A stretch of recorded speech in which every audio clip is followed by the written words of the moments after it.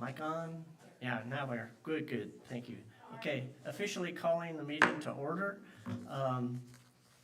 The bylaws don't require a quorum. The quorum is basically whoever is present. We'll still do a head count, I think, just to document how many are here. And the only purpose really for this meeting is to go over next year's budget. We've kind of handed it out. The first page is just a summary, and then the other pages kind of go into detail, and I'll let Emily kind of walk through that, and she can explain things, hopefully. And if anybody has any questions, we have a microphone here in the middle. So with that, I'll turn it over to Emily. Does everybody have a copy? If not, then raise your hand and I guess Kim will come around to you.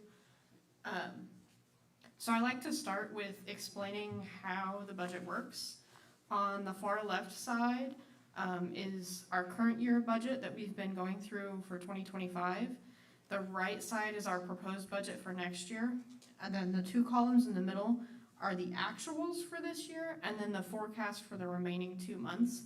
The actuals are only through October 31st because we only closed the November books like 2 days ago, and I did not want to mess with trying to turn that around so quickly. The first page is a summary of the details that's provided on the other page, which are broken into administration, facilities, personnel, and worship items. Our budget here does not include the pass-through items like McKinney-Vento, OCWM, or any of the 5 for 5 items. And that's the same, that's been the case for many years. On the bottom of the first page, you'll see our overall deficit for 2026 is $58,817, which is higher than our 2025 deficit of $45,000. And there's a few reasons for that. The biggest driver is the decreased offering of $30,000. Which is actually more of a correction to what we had budgeted for 2025 anyway. 2025, the $70,000 there was based on a large one-time donation that was received in 2024, which we really shouldn't have anticipated happening again in 2025. So 2026 is kind of correcting for that if we get a large one-time donation, it offsets that amount, but we can't expect it to happen.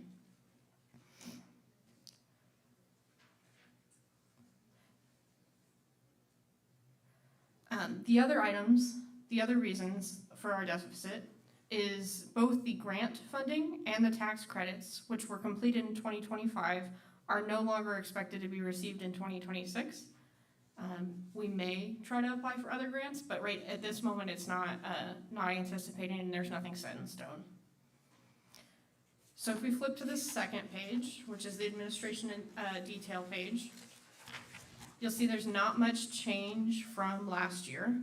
We're expecting an increase in church insurance costs, but they haven't announced the actual amount yet, so that's just an estimate at this point. We also have a slight increase to our monthly bookkeeping fees and the professional services line. I think the amount for that's about $800 a year that's gone up. Then if we skip to the fourth page, which is the personnel detail page, there's a few items there to point out. The first is that we want to propose a 5% salary increase for Jacob, which puts him closer in alignment to KO conference salaries guidelines, given his experience in our congregation size. Just for reference, the KO guidelines suggest a salary between $68,000 and $75,000, yet our increased proposal still only has him at $66,000. That 66 is combination of the housing and the salary lines. The other item I want to point out on this page is the sabbatical supply. We did not receive the sabbatical grant. However, Jacob's contract allows him to take a 12-week sabbatical next year, which we have budgeted for here. The $3,300 budget allows for both pulpit and pastoral supply. But aside from the pulpit and pastoral care, we're looking for a few volunteers that can commit a few hours per week towards administrative tasks, like printing bulletins, checking the answering machine, and maintaining the church calendar. Ideally, we would like to have these volunteers in place and trained before the sabbatical happens.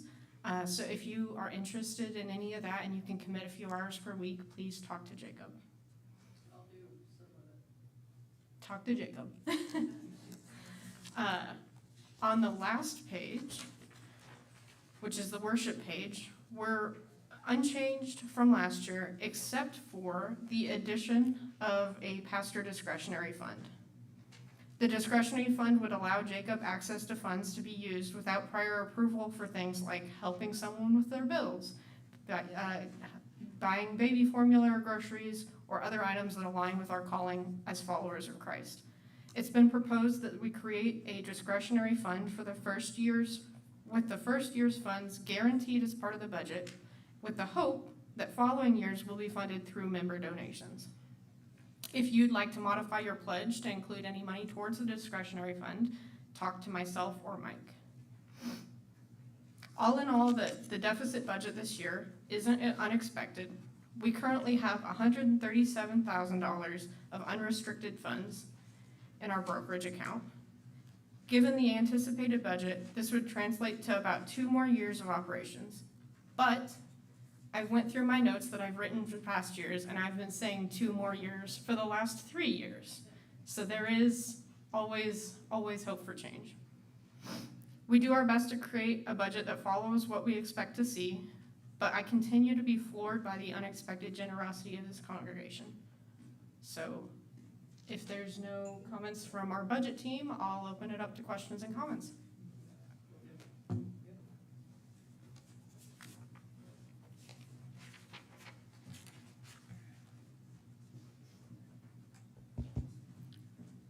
If you're not sure who I am, I'm Mike. I'm the financial secretary, which means I keep track of all the regular income that comes in through the plate. And of course, at the end of this year, the important thing are the pledges. So nearly everyone that I would expect a pledge card from has submitted them. But if you have planned to pledge and you have not submitted a pledge card, please get that to me before the end of the year so that I can get the record keeping set up as we begin the next year. So the total amount of pledges that I've shown through entering your pledge cards is very close to what's budgeted. But of course, any additional pledges will help us with future budget planning and also to take a closer look at what our planned income is going to be for next year. So if you need a pledge card, please let me know.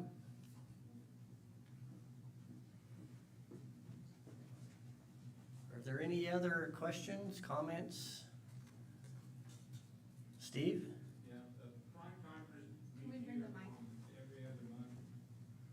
Yeah, just a second.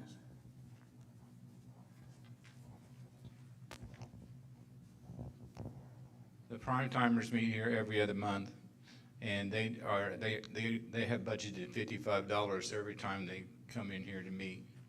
But they need to know exactly who to give it to and where to put it at and that kind of thing. Yeah. All the income basically will go through Mike, and that's, the facilities detail detail. tab, the building use donations. right. That'll include the prime timers as well as any other use, like using the building for church services, not church services, using it for like Christmas. If you want to have your family here for Christmas, you donate a little bit of money and that'd be building use, or any other non-church related items. So we are calculating that already. Yes, so that is budgeted in there. And that's part of the 2025 actuals that we've received would include that prime timers amount. I am now president of Church Women United, and with that goes that we will be using the building for meetings and everything. And I think, it's around $300 a year that the church will get from that. Yeah, every little bit helps. Any other questions, comments? I think one of the important things is, we hate to ask, people to give more. I think the key is to, see if we can get our membership increased. So spread the word about how great our church is, bring friends, family members, let's try to get our church membership up. Anything else? Yeah, oh, Yeah? I just, on that very last page, I keep seeing about decorations and, communion supplies. I don't understand about the decorations, what are the, I know it's only $100 but I just don't understand that. So, first off, if you'll notice, the actuals for both of those are 0. Yes. We have not paid anything this year, and I think even in 2025, those were also both 0 on the actuals. Decorations historically had been things like trunk or treat. However, it has been kind of the expectation that we use what we already have, and that if people are setting up a trunk or a booth or whatever it is that we do for those types of events, that they decorate their own items. And the communion supplies have just been donated in the past. That would include like the bread that we have or the grape juice that we hand out for those. We have to budget it because it has to get done. We need those things. However, they've just been donated lately, so. Can we, like the decorations, can we get rid of it? We could get rid of the decorations as a. I know it's only $100 and that's nothing, but I don't know, there's some things that's like, the communion supplies, Yeah, we could get rid of the decorations, and just say that if we need something decorated, then that would have to be kind of board approved item. I think the $100 kind of keeps the board from having to mess with it if it's really that immaterial, but we could remove it if that's something that you want to propose for us to do. The decoration, the communion supplies do need to stay in there though, because we need to have those funds available for communion services if they're no longer being donated.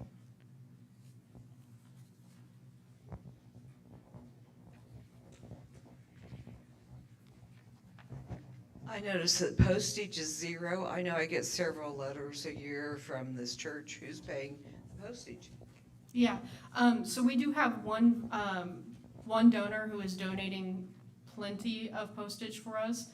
In fact, we have postage from prior years that we're still trying to get through, and then we've also received this year's postage donation. So postage has been covered for us from a donation. Again, that's similar to the communion supplies that we have to continue budgeting it just in case they decide to stop donating postage, because that's still something we would need to be able to mail out things. But it's been covered by a donor, so our actuals wind up being 0.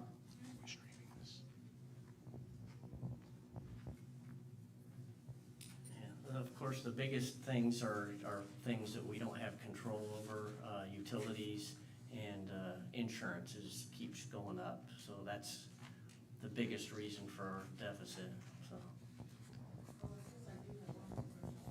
Okay, can we get the mic wherever? I know you have a loud voice. I know, okay, sorry.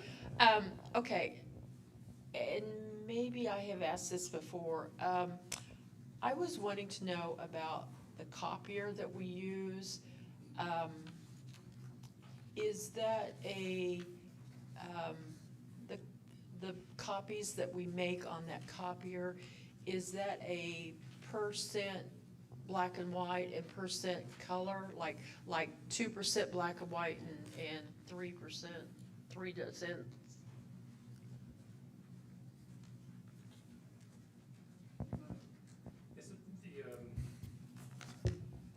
Correct, I'll use my own. Good job there, Stephanie. It's not, the copier is a 5-year set fee. They've changed the way that they do the accounting. Yes. So it's a 5-year contract, it's the same for 5 years. And then in the 5th year of the contract, they track what you print black and white and color, and that sets the fee for the next 5-year contract. So there's no immediate cost for printing one or the other. It's unlimited? It's unlimited, and the key to me is in the first 4 years, you can print whatever you want, as much as you want. In that 5th year, though, you gotta count, right? Okay, Because they base it on whatever average you have in the 5th year sets your next contract. okay. But there's no limits anymore, like there used to be. Mainly during the pandemic, they got rid of all of the people who did that, and they just never rehired them. And so now they don't keep track anymore. And I know this is very trivial for a lot of people, but when you go to unlimited copying, it really reduces because if you're used to paying 2 cents for a black and white copy and you're used to paying 5 cents for a color copy, that would all add up. And now that they've done away with that and gone to unlimited. Yeah, it's just a set fee every month. I would say, we did talk about this in the budget meeting, about some options around the printer. I don't know if you wanna, Yeah, so I was gonna keep it separate from the budget. okay. So we have capital campaign funds, which again, since they're kind of considered a pass-through, are not in the budget. We don't accept income for the capital campaign anymore since our building is obviously complete, but we have about $7,000 of capital campaign funds left that we can spend for improvement projects. The board is allowed to approve expenses up to $5,000. Once it hits $5,000, it needs congregational approval. What we are in part proposing is not at the $5,000 amount. However, the board was looking for feedback from the congregation, just as a census for where we're at, to purchase 2 TV screens to be going maybe on both sides of the pulpit here, to be used for like displaying the bulletins, so that maybe we wouldn't have to use the bulletins as much, or we could even eliminate printing bulletins during services, to have the words and the lyrics and everything on them during service. So we were looking to get some feedback on that today and where people stand on whether that's something that the board should approve or not. Again, it's not necessarily up to a vote, but we are looking for feedback. The other item we were considering using some of the capital campaign funds for would be a pin pad, and replacing our at least the lock on the office door with a pin pad, so that we could issue pins to individuals instead of having probably like 30 or 40 different keys. Everybody's got a church key, and this would just eliminate a little bit of the risk there by having a pin pad instead. So if anybody has strong opinions either way on that, we welcome your feedback. But not during this meeting. Well, it could be during this meeting. It could be a conversation topic. We won't vote on it because it's not something that would be above the $5,000 limit, but we'd like to hear from you guys. Yeah, we're always open to feedback. Reagan?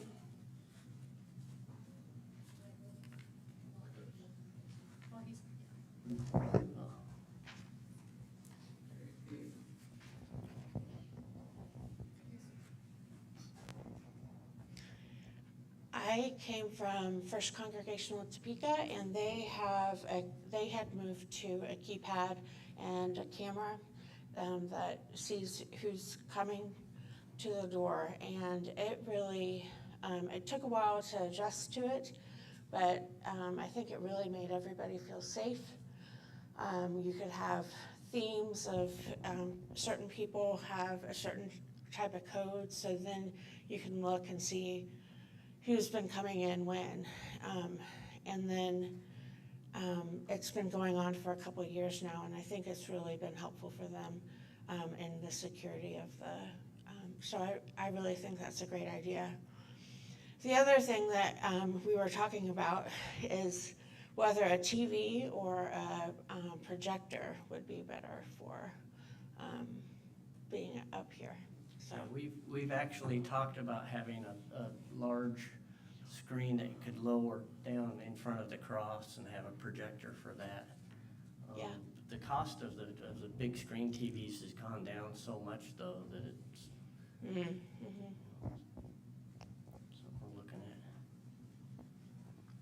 Gary? I saw another,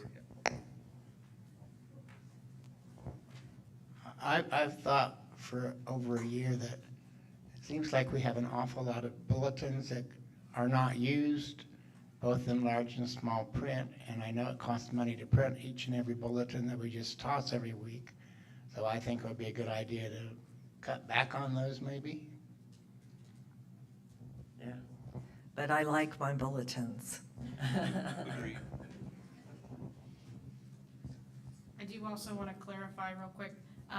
Sue, when you'd asked about postage and I had said that we still budget for it, and then I looked after I said that and that it is budgeted at 0, I think that that was because we have received this year's postage already. So if we didn't think that we had enough for like next year per se, we would put it back in the budget. So I just wanted to clarify that because I misspoke a little bit. I move that we approve the budget and thank the budget committee very, very much. Yes, thank you. I think since it's, Kimberly's still got us. I agree with what Emily said as far as postage goes. We've got a lot of postage from the previous years and stuff, and I kind of mail out the news, about 5 newsletters to people, and I've got postage for that, and it's just, we've got postage out of our ears. Yeah. Regretfully, that wouldn't make much of a dent in our budget, though. Since this came from a committee, I don't think we need a motion or a second. I think we can go directly for a call for a vote if we're ready. Oh, Jenna's got it. Jenna? Sure. The loan payment thing is, there's a certain amount of interest we have to keep track of each month, or so? So the amortization schedule on the loan payment sets that the payments are fixed. So it is that $23,225. It's that amount every single year. Our monthly payment doesn't change.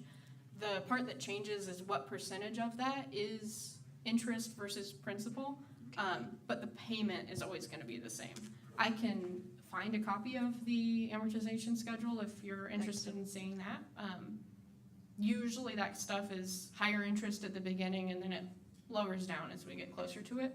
And I know that that was a 30-year loan, so the interest on it is probably not very pretty at this point, but the payment's the exact same. Okay, like I just knew we had to meet something with it every month to pay it, I gather. Yeah, I mean, we have to make those payments, but the payment's the same every single month. You'll also see the loan pledges up top. We have budgeted about $20,000 of people that have said they will give specifically to the loan pledge every month, and that covers a majority of our loan payment amount. So it's pretty well taken care of from committed donors towards it. Yay. But, if we got Yay. above and beyond, I think we could even start paying down the principal and cutting back how long our payments would be outstanding. Yay, I didn't put the two of them together. And it's just a shame we didn't get the grant or the tax credits. Those are 2 big bites. Well, so But- we did get them, they just no longer apply going forward. The tax credits that we received, we got pretty much all of them in 2024, and then in 2025, we got one of the remaining payments. And those were credits that were related to COVID for 2020. So since COVID's no longer around, they don't offer those anymore, so. Thanks to whoever pursued tracking those funds down, thanks. Okay, anything else? If it's okay, we'll just do a show of hands for everybody in favor of the budget. Raise your hand. Okay, let's see, count 1, 2.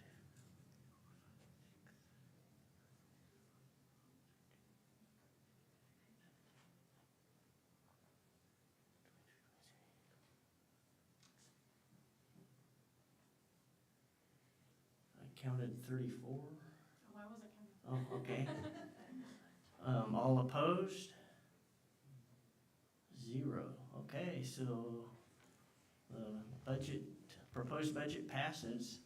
Is there any other business before any other business before the for the meeting. Okay, go eat. Meeting's adjourned. Thank you.